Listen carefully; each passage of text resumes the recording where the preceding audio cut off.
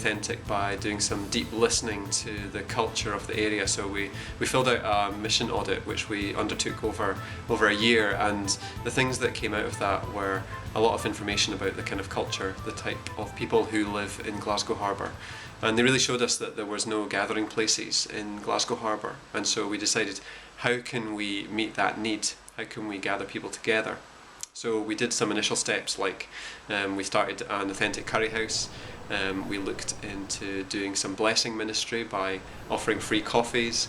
We looked into just doing a whole bunch of leaflet dropping, micro mailing we called it, where we went around the blocks and were able to put things in people's letterboxes just to alert them to our presence here in the area. One of the things we found was that recruiting a team has been difficult. We envisioned having maybe 8 or 10 people as part of a team to give us energy and drive for taking things forward in Glasgow Harbour. And the difficulty has been that because we had such a high bar for the team, we had such a sense of, we want to work with people who share values, who want to buy into the area and move in, spend their hours when they're out of work helping to make the authentic thing real. It's meant that a lot of people have backed off from actually committing to that team. So even though we've engaged with probably 15 to 20, maybe even 30 people over the years, none of those have actually eventually joined the team. At the beginning of this year, we began to engage with the question of where was authentic going. 2 of our team members were going to work with an overseas mission agency, and so the reality was that we were facing it just being Sally and myself taking the ministry forward in Glasgow Harbour. And we had to ask the hard questions like, have we achieved what we wanted to achieve? All of us as a team know that we have done what we set out to do, which was to live out the values of God's kingdom in Glasgow Harbour. But the problem is it's not blossomed and flourished as we maybe expected it to. And so there was a recognition that maybe if we had a bigger team, that we would be staying and that things would be we'd be taking those forward. But there was also the hard reality that maybe it wasn't quite what we expected. One of the things that we have learned is how important it is to recognise the limits of your own energy and of your own time.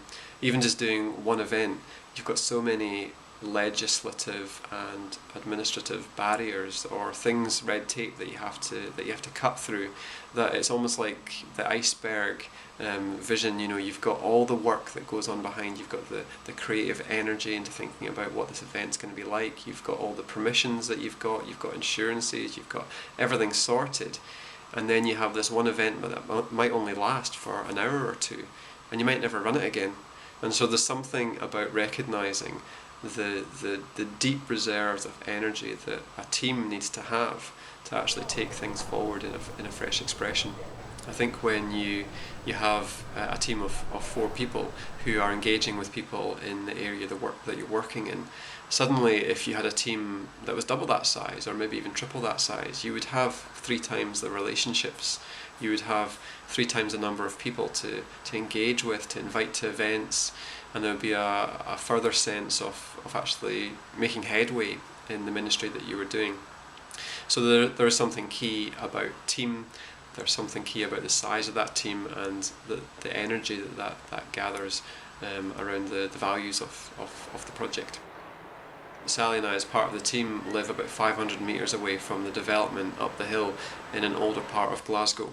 And 2 of the other team members, Debbie and Paul, actually live in the harbour. And a lot of the success that we've had has been because Debbie and Paul live on floor 10 of their building. A lot of the relationships have been because they've met their neighbours, they've blessed them with cookies, they've invited them to charity meals they've had in their flat, they've invited them to brunch, which is our kind of spiritual discussion group. And so a lot of the success that we've had, a lot of the relationships have been built because of people actually living in the development itself. We were in a situation where we were having to buy our own property, and because of the expense of living in Glasgow Harbour, we weren't able to buy a flat in the area in which we were going to be working, and so we bought one as close as we could. But even with that, there's a barrier, there's a main road, there's a dual carriageway in between us and Glasgow Harbour, and there is that sense of almost 2 different cultures between where we live and the harbour itself. I think when it comes to supporting churches and denominations, I think there's something about making sure that folks are part of the community that they're reaching out to.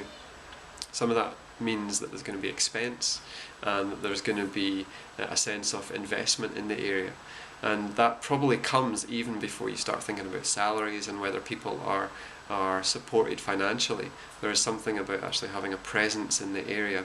In Glasgow Harbour, there's very little kind of gathering places. There's no pubs or cafes. There's the BP garage down the road, so there's nowhere for us to really have been a presence in the area other than having a flat in the development itself.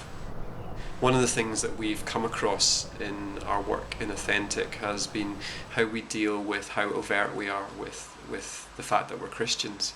In the past, we've had issues about things that we've done where we've tried to flow with the culture, so much so that people didn't necessarily know that we were Christians. And so we had to change our practice about two and a half years ago, where we discovered that it was actually much better to be more overt about who we are. Other churches and fresh expressions who might be more overtly Christian might not have this problem, and so it's one of the things that we've really learned is how to be obvious about who we are, so that there's no sense of confusion, and there's no sense of people wanting to stand back from finding out who we are. I suppose culturally, when we think about barriers, there's been a lot that we found out in the mission audit about the type of people who live here, the hyper-individualism, the sense of people being on their own, in their own flats, behind a locked door, behind the security entrances. There's been something really important about us engaging with that and trying to break through that barrier, and yet time and time again we've come across that sense of individualism that separates people a little bit from their neighbours and from that sense of wanting community with them. In other developments that we have visited, there has been a clear identification between people starting families and fresh expressions really blossoming. And so there's something about the way in which Glasgow Harbour has really been a difficult place in which to minister, because there's so few families here. A lot of people are private, they're individualised in terms of their worldview, and it's been hard to actually commune with them, to have that community, to have that sense of all being together in Glasgow Harbour. And so there is something about the area in and of itself which has acted in some ways as a barrier to creating community. I think there is something about looking at whether, alongside doing community work and living at kingdom values, whether there's a need to have a gathering, a regular gathering. I think that's one of the key things about Fresh Expressions and about the whole movement, is about seeing that it's not about starting with a church service, but there is an innate momentum and energy that is gathered in that place when you do have a service that we've maybe missed out on a little bit. And so maybe we would not start with a service, but maybe a year in, maybe 2 years in, we would have started thinking about what does a regular gathering look like, and maybe had some tentative steps at starting that.